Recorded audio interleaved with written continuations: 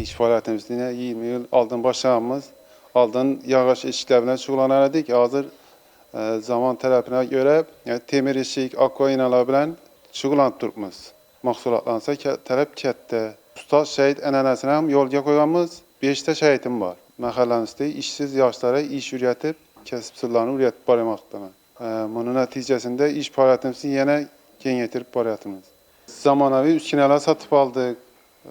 Kəm tok işləyən, xaric təcrübəsini öyrənib iş fəaliyyətimizni kengaytırıb barmaqdamız. Zamanəvi texnologiyalarını cari qılmaqdamız. Prezidentimiz həm təbriklərə kəttə etibar verməkdə. Bunun nəticəsində hakim yardımcısı həm təkliflərimizni öyrənib barmaqda. Və prezidentimiz hər il avqust ayında təbriklərlə uçurlaşadı. Təbriklər gününü belgiləb verən. Şu günkə həm öz təkliflərimizni verəmiz.